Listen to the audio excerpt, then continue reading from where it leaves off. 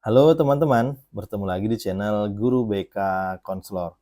Teman-teman, di video kali ini ya kita akan membahas tentang persiapan guru BK di awal tahun pelajaran seperti itu. Nah, jadi teman-teman, kalau kita berbicara tentang persiapan kita di dalam menghadapi tahun pelajaran baru ini, tentu kita harus berpedoman ya di dalam merencanakan sebuah program itu berpedoman kepada dasar hukum yang berlaku.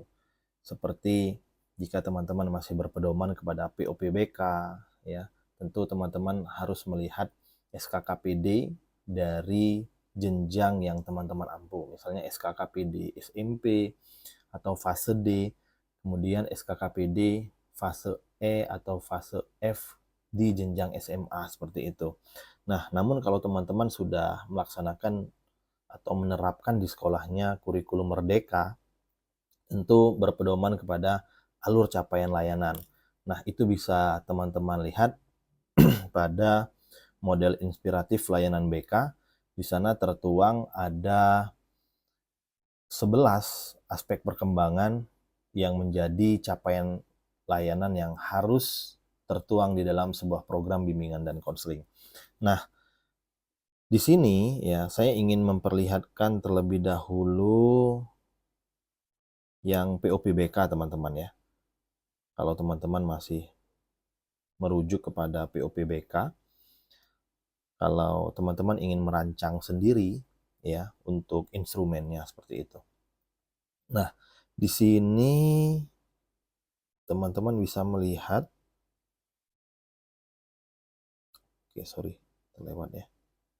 Nah, ini dia. Teman-teman bisa mengembangkan instrumen berdasarkan SKKPD yang tertuang di dalam POPBK ini. Di sini ada aspek perkembangan ada 10, dan di komponen tugas perkembangan atau tataran internalisasi tujuan seperti pengenalan ini teman-teman kembangkan instrumennya, ini kelas 7, di akomodasi ini kelas 8, dan tindakan ini di kelas 9. Nah, teman-teman bagi menjadi 4 bidang ya, 4 bidang pokok yang menjadi rujukan kita sebagai guru BK, bidang pribadi, sosial, belajar maupun karir seperti itu. Kalau teman-teman yang masih menggunakan POPBK. Nah, kalau teman-teman yang sudah melaksanakan kurikulum merdeka, ya, teman-teman lihat alur capaiannya di sini.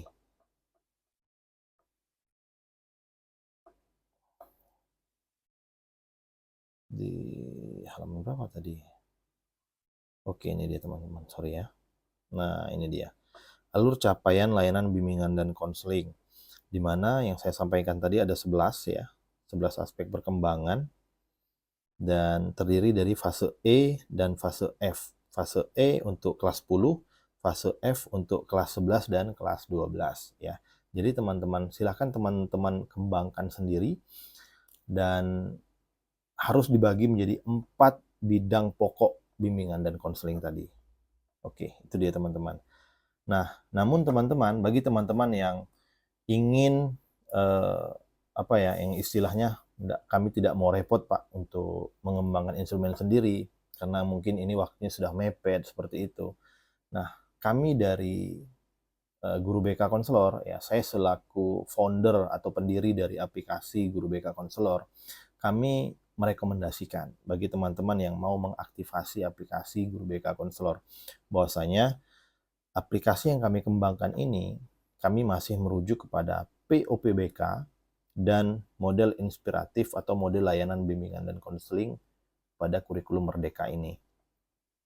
Saya mau buka aplikasi kami ya. Nah, ini dia, ini tampilan depan dan ini tampilan dashboard kalau teman-teman sudah mengaktifasi. Nah, di bagian RPLBK ini, teman-teman, oke, di bagian RPLBK ini.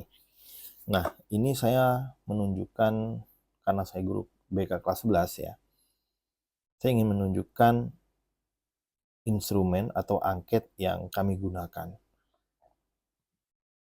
Saya contoh salah satu ya, misalnya di nomor 10 ini. Klik detail. Nah, di sini ya teman-teman bisa melihat bahwasanya aspek perkembangan pada kematangan emosi ini melahirkan butir pernyataan seperti ini. Saya menganggap tidak perlu menunjukkan ekspresi diri terhadap permasalahan orang lain. Nah, ini tentu masuk kepada bidang sosial, kemudian alur capaiannya yang tertuang di alur capaian BK itu menyesuaikan ekspresi perasaan diri dan orang lain secara tepat untuk menyelesaikan konflik. Materi layanan yang ditawarkan oleh aplikasi itu tentang respect ya. Dan layanan dasar yang akan kita berikan kepada siswa itu mencakup itu layanan bimbingan dan klasikal seperti itu. Nah, inilah butir-butir angket, butir-butir instrumen masalah umum serta didik yang kita sampaikan kepada siswa. Butir instrumen ini ya, ini akan menghasilkan profil individu, profil kelas, kemudian melahirkan sebuah program bimbingan dan konseling yang komprehensif seperti itu. Oke. Sekarang teman-teman saya ingin menunjukkan bahwasanya bagaimana aplikasi ini mempermudah kerja teman-teman sebagai guru BK di awal tahun pelajaran ya. Nah, saya mulai dari database terlebih dahulu. Ya, di database ini ada sekolah, jadi teman-teman di sini mengisi data-data teman-teman ya. Ada data guru, ada data kepala sekolah, ada data sekolah terlebih dahulu, terdiri dari logo, nama sekolah, alamat, ya, sampailah ke kepala sekolah, seperti itu. Nah, data-data ini diperuntukkan akan berisi kepada kop ataupun cover yang ada di program kita nanti. Dan nama-nama ini akan masuk ke bagian tanda tangan yang ada seperti di RPLBK, ya, kemudian ada di bagian RPL ya, sehingga tidak manual lagi seperti itu. Nah, ketika di hari pertama masuk kerja misalnya ya, saya contohkan di hari Senin misalnya tanggal 15 kita akan masuk nih. Nah, bagi teman-teman yang sudah menggunakan ini, yang sudah mengaktifasi ini, teman-teman ya tinggal klik kelas saja. Tentu teman-teman sudah mengetahui ya ketika masuk itu bahwasanya misal teman-teman guru BK kelas berapa seperti itu. Nah, seperti saya guru BK kelas 11. Jadi di hari Senin ya, di hari Senin itu apa yang saya lakukan? Saya membuat kelas dulu. Misal nih, saya klik kelas ya, klik buat. Jenjangnya jenjang SMA. Ini mengapa ada jenjang ini? Ini diperuntukkan untuk mengeluarkan angketnya. Jenis angket apa? Ya. Kalau kita klik SMA, maka dia akan keluar jenis angket SMA. Kalau kita mengaktifasi di awal jenjang SMK, maka instrumen yang keluar adalah instrumen SMK seperti itu. Kita klik SMA, kemudian pilih tingkatan. Saya tadi kelas 11 ya. Kelas 11. Nama kelas sekarang 11 1. Oke, jumlah siswa kelas 11 1, misal di kelas saya itu ada 30 orang. Saya generate kode kelasnya. Kemudian saya buat. Kemudian saya buat lagi kelas berikut ya, kita cek. Ini sudah jadi ya teman-teman ya, kelas 11 1. Saya buat lagi ya. Misalnya di kelas 11 itu ada 5 rombel ya. Kita buat kelasnya sebanyak 5 rombel. 11 2, jumlah siswa 26. Kode kelasnya generate, buat dan buat lainnya. Kemudian kita langsung. Jadi tugas guru BK di hari Senin ya, teman-teman dari Senin buat kelasnya saja dulu. 10.3, jumlah siswa 29 misal. Generate. Buat dan buat. 10.3 udah jadi.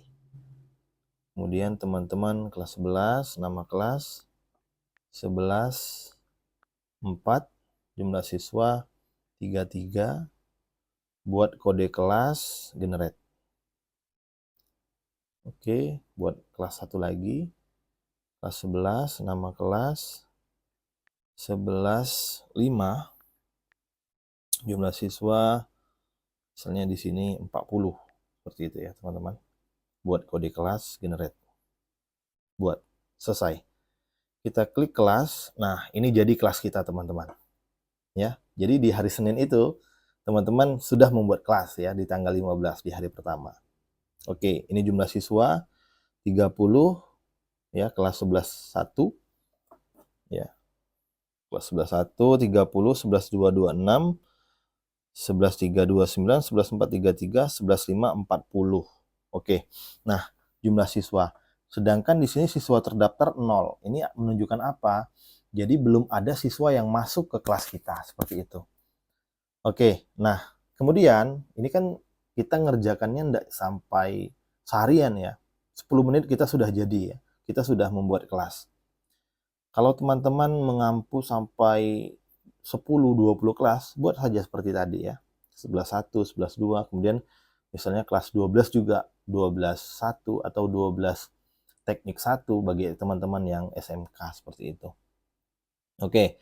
Nah, selanjutnya ya, kita sudah membuat kelas nih.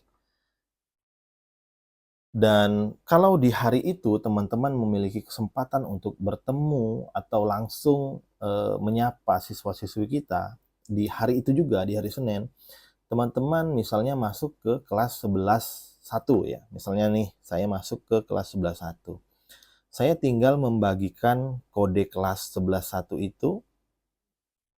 Ini kode kelas 11 1 itu, ini dia, DTNM6 ya. Saya salin ya. Klik saja, kemudian kode kelas berhasil, atau kalau mau yakin salin.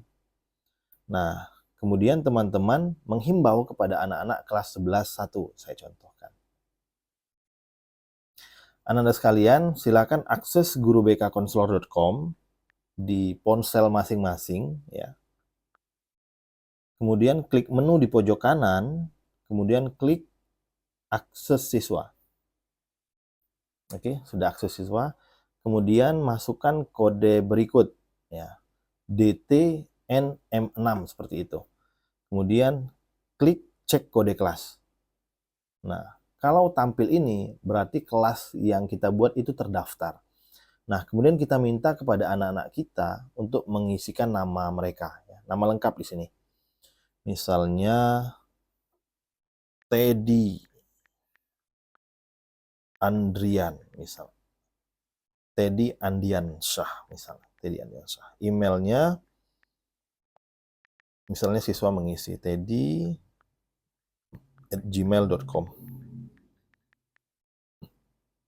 Jenis kelamin laki-laki. Daftar. Oke, pendaftaran berhasil dan pastikan Anda mengingat email yang kamu input ya. Nah, jadi teman-teman, kita himbau kepada anak-anak kita untuk menginput email aktif mereka seperti itu.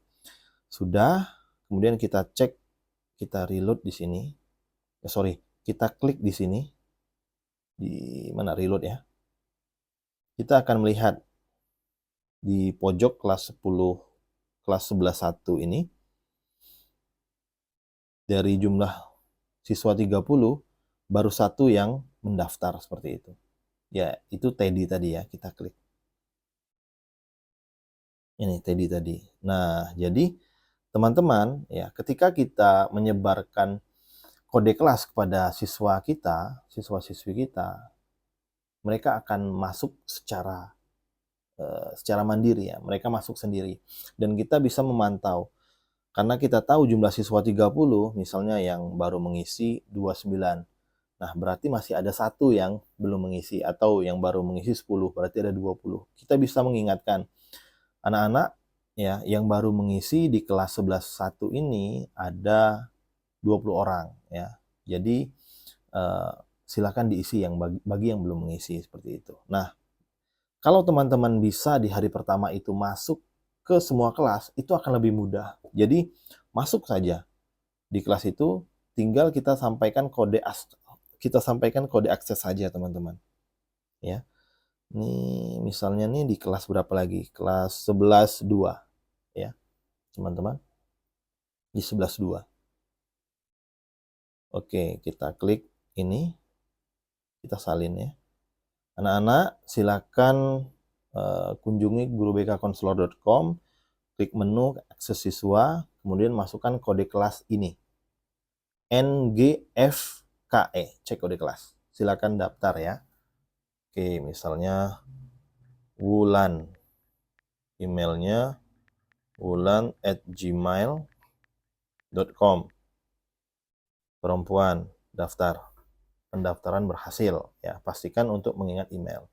Sekarang kita cek di bagian sini, kita reload ya. Kelas 11-2. Oke. Jumlah siswa 26, yang mendaftar baru 1, seperti itu. Jadi kita tahu ya. Jadi kita tahu berapa orang yang sudah, siapa yang belum, dan siapa yang sudah, seperti itu. Nah, itu di hari pertama. Di hari pertama kita sudah berhasil membuat kelas dan kita berhasil mendaftarkan siswa masuk ke kelasnya, seperti itu. Nah, itu di hari pertama, teman-teman. Nah, masuk ke hari kedua ya. Kalau teman-teman memiliki kesempatan atau bahkan teman-teman sudah dibagikan jam untuk masuk ke kelasnya, teman-teman tinggal membagikan instrumen kepada anak-anak kita ya. Misal nih, teman-teman, di bagian saya cek dulu bagian kelas ya. Kita klik 1 tadi, kelas 11-1. Kita bisa mengetahui di sini ada keterangan Teddy itu belum mengisi kuesioner ya. Ini ada tanggal isi kuesioner, tanggal evaluasi. Nah, ini keterangan. Jadi teman-teman, ada 2 instrumen yang akan diisi oleh siswa. Instrumen masalah umum peserta didik dan instrumen evaluasi. Instrumen evaluasi ini diisi oleh siswa ketika akhir tahun ya, akhir tahun. Jadi siswa akan mengisi evaluasi pelaksanaan yang sudah kita kerjakan, seperti itu. Selanjutnya, oke. Sekarang kita minta anak-anak kita untuk mengisi instrumen, seperti itu, teman-teman. Ini kelas 11-1 ya. Kita lihat Teddy tadi. Teddy@gmail. Oke. Sekarang kita sampaikan kepada anak-anak kelas kita. Oke, anak-anak sekalian, ya silakan Anda kunjungi Guru BK Konselor, kemudian klik akses kuesioner IMO-PD. Ya, masukkan email. Misalnya si Teddy tadi, teddy@gmail.com. Validasi. Oke, artinya Teddy terdaftar. Kalau email Teddy tadi tidak terdaftar, dia tidak akan bisa mengakses ini ya. Oke, Teddy kelas 11-1, ini angket untuk kelas 11, seperti itu. Nah, misalnya 30 orang mengisi atau mengakses ini, jadi 30 orang itu juga yang akan langsung mengisi, teman-teman ya. Kita isi secara acak. Ya, sangat setuju misalnya. Oke, di video saya sebelumnya juga membahas tentang ini, teman-teman ya, instrumen ini. Nah, ketika teman-teman sudah mengisi, ya, saya contohkan 1 aja.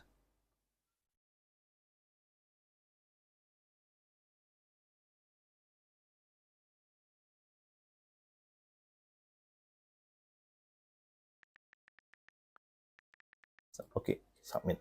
Silakan konfirmasi dengan Guru BK. Jawaban kamu sudah dikirim. Oke, selanjutnya ya, kita bisa melihat di kelas 11-1 ada keterangan. Teddy sudah mengisi ya, ini ada keterangan. Kalau belum, bacaannya akan sama seperti tadi, belum mengisi ya.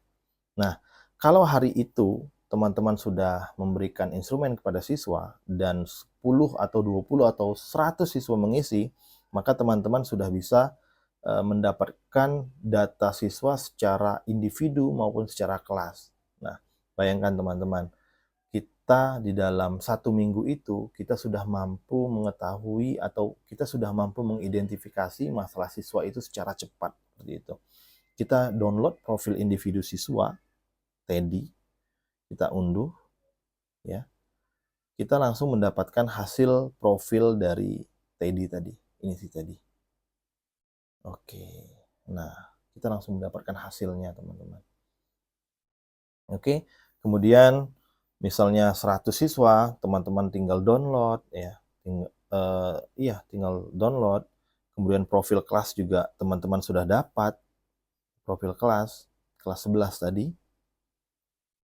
11.1 yang sudah mengisi, kita unduh. Oke, ini Teddy ya, TA. Dapat nanti kalau siswa teman-teman 30, 100 ya, ini akan tampil seperti itu. Kemudian itu sudah bisa teman-teman download, program BK pun sudah bisa teman-teman download di sini, dia akan tampil secara otomatis. Ini program BK ya, langsung tampil, presentasinya tampil. Kemudian RPLBK-nya juga tampil, teman-teman tinggal download ya. Ini RPLBK, saya coba download 1 di nomor 5. Unduh. Nah, ini dia teman-teman ya. RPL-nya sudah jadi, namanya sudah ada. Kemudian silabusnya juga sudah jadi. Oke, kita coba download, unduh. Silabusnya langsung jadi. Oh, ini kelas 10 ya. Oke, kita buka kelas 11 ya. Karena tadi kelas 11. Ini dia, ini kelas 11. Ini tema dan layanannya. Nah, sehingga di awal masuk itu ya, 1 minggu pertama itu teman-teman sudah lengkap dengan programnya dan siap dikumpulkan seperti itu teman-teman ya. Program tahunannya, program semesternya, tinggal teman-teman download, teman-teman cetak, dan teman-teman teman-teman sampaikan kepada sekolah bahwasanya ini loh program yang akan kami laksanakan selama 1 tahun. Nah, kemudian ya, ini di bagian program. Nah, laporan evaluasi ini untuk akhir tahun pelajaran saja. Kemudian setelah teman-teman sudah menyampaikan program-program ini kepada sekolah, teman-teman tidak sibuk lagi ya untuk bagaimana sih RPL-nya di awal pekan itu. Teman-teman tidak sibuk lagi program apa seperti itu ya. Teman-teman sudah siap dan itu bahkan sudah selesai di awal masuk ya, 1 minggu ketika masuk sekolah. Nah, di bagian RPL ini ya, ini merupakan kegiatan rutin teman-teman setiap hari. Seperti jurnal nih, jurnal BK ini. Ini merupakan kegiatan atau input kegiatan teman-teman setiap hari. Saya contohkan. Nah, jenis layanan apa sih yang teman-teman berikan kepada siswa? Misalnya di sini saya contohkan di hari Senin ya, teman-teman melaksanakan layanan klasikal, layanan konsultasi, ya, layanan kelas besar. Tinggal teman-teman input dan klik buat di sini. Ya, tanggalnya tanggal berapa, sasaran siapa, kegiatannya apa. Kemudian hasil dari kegiatan layanan ini apa. Sehingga teman-teman tinggal download teman-teman. Sini unduh dokumen, unduh. Ini jurnal. Nah, ini jadi dia. Logonya, kopnya sudah jadi ya. Ini jadi. Oke, sip. Nah, ini dia. Jadi, dan tinggal teman-teman laporkan. Selanjutnya, konseling individu ya. RPL konseling individu. Teman-teman, misal di hari itu ada siswa yang mau melaksanakan konseling individu. Setelah selesai, teman-teman langsung membuat datanya. Misalnya ini sudah jadi ya. Ini contoh saya kemarin. Teman-teman mau download, klik unduh dokumen, langsung jadi. Hendriansa. Oke, ini RPL-nya.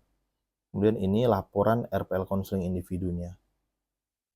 Rubah data, kalau teman-teman mau merubah, ya, tinggal diklik-klik saja, tinggal hapus, simpan misalnya. Kemudian teman-teman download, unduh. Dokumennya jadi. Ini laporannya. Nah, itu dia teman-teman. Inilah aplikasi yang kami kembangkan yang memang untuk kebutuhan guru BK ketika melaksanakan kegiatan. Jadi teman-teman saat ini ya, kita fokuskan kepada pelayanan kepada peserta didik sehingga kita tidak disibukkan lagi dengan segala macam yang sifatnya administratif dan kita fokus mengembangkan diri. Ada webinar kita ikut, ada seminar kita ikut. Jadi ketika ada hal-hal yang berbau administratif aplikasi Guru BK Konselor sudah menjadi solusi seperti itu. Baiklah teman-teman, itu saja. Insya Allah kita akan diskusi kembali dengan berbagai macam topik-topik yang terbaru, ya. Tentu kita akan terus mengembangkan diri seperti itu. Baiklah, terima kasih kepada teman-teman yang sudah mengaktifasi aplikasi Guru BK Konselor.